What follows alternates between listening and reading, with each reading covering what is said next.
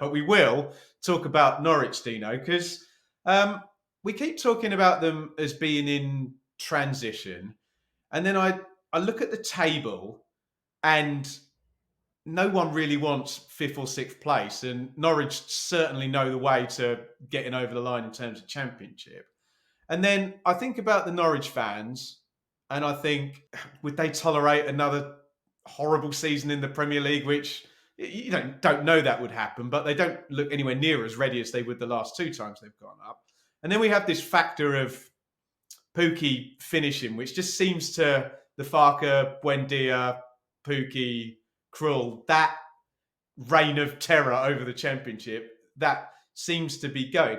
Where are you with this? Because it's never bad to get promoted, is it? But it doesn't feel like the right time, even if they could do it. Do you see where I'm going with this? I'm a bit confused by all of it. No, I think you made a good point there, where you just said it isn't bad to get promoted. Yeah, it feels like it kind of would for Norwich in a sense, because you're right, they don't look like they're good enough. Are they actually going to spend the money required? Are they going to spend the money wisely? Because they spent money last time, but they spent it on, unproven Josh Sargent and Zolis, which was a lot of pressure on those young lads. Yeah. Yeah. So I think it's a really strange feeling. I personally, anyway, that I get when I've been to the games, especially the home games where they've really struggled. I have got this feeling that it's not just what's happened on the pitch. Feels a little bit like, the board and the ownership, and you're right, almost coming to a natural end with Pukki leaving, that the club needs to go in a slightly different direction. Because and people would say, oh, well, we would, they look at their own club and think, well, we would love to get promoted and relegated and promoted. But you only look at your own club, don't you? So Norwich fans don't think like that. They just think about what they see. And I think it feels as if there needs to be this new direction of, yes, we want to get promoted, but we want to do it so that when we get there, we're actually ready. We are capable of staying in the Premier League and sustaining ourselves in the Premier League, because it does feel as if some of the Norwich fans are probably a bit sick of, yeah, well, even if we get promoted, what are we going to be? We're going to be the laughing stock again that just gets beat every week. I don't think they want that. So it definitely feels like there's a change, a stranger feeling than I've ever felt, certainly since being a Norwich player and living in the area. And I wonder whether it'll be this season, if they get into the playoffs or not, which we might see where they end up. So I remember back in sort of 2019, after, here's Buendia, here's Pukki, here's Krul, here's these two amazing young fullbacks, here's Todd Cantwell, here's this weird German number 10 who looks like a centre half, but, baller. Here's this Cuban, missile down the. Sorry, it's probably probably get in trouble for saying that. Here's this Cuban speedster down the left hand side. So I thought Stuart Webber was like the absolute bee's knees there, and I thought this how on earth has he done this? Parachute payments have run out, and he's pulled all these rabbits out of the hat. Some people argue that was the kind of peak.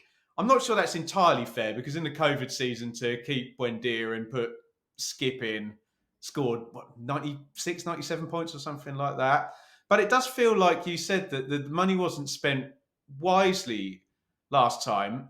Where is Stuart Webber's stock? Do you buy the argument that massive high bar of getting Buendia and Pukki so early has never quite been gotten near since? I think so. I think I think his stock's quite low with a lot of the supporters anyway, because of what I would say was a bit naive recruitment in the last Premier League season anyway. And I think, of course, you're not going to unearth, every season some of the players that they have done in recent seasons. And they've got to be, applauded for that. But also what I think they have missed, and I think it's because they've been stung in the past, is going for those really experienced players that you might have to pay a little bit extra for in terms of wages, but that can be really vital to a championship push, and also when you get to the Premier League, having that experience. And I think because of the money that they spent and maybe felt like they wasted in previous seasons where they got stung with sort of Wolfswinkel, and Naismith was another one that I think really stung. They've not really gone down that route. So maybe that could be something that they could certainly look at, but they could still get promoted this season, which again, if they get in the playoffs, I'd put them as favourites. Wow. What is Pookie's legacy going to be then? Because I saw someone tweet the other day the tweet of when Norwich signed him, and I remember seeing him. It's kind of scruffy, wasn't he? Kind of small.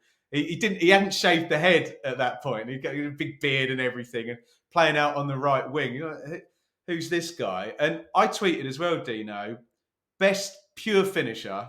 By that I mean someone just in the team to take chances since Kevin Phillips, I reckon, in the chat. I got a lot of Billy Sharp, Mate Vidra shouts from Sheffield United fans and Watford and Derby fans. But what's Pookie's legacy, and what a brilliant clinical, never laced it, sticks it in low into the corner every time. What great striker. Brilliant striker.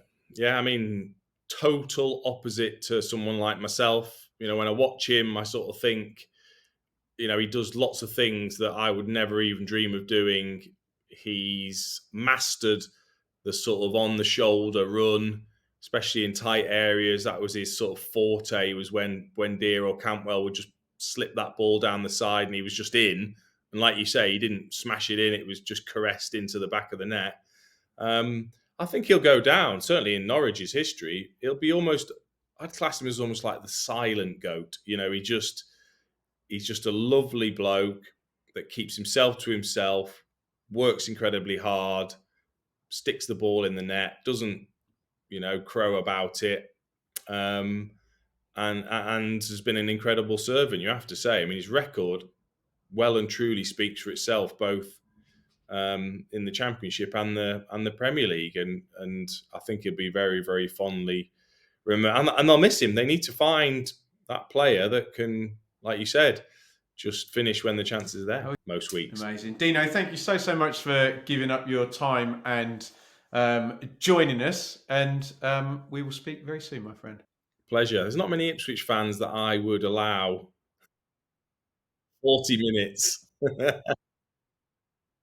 No, top man.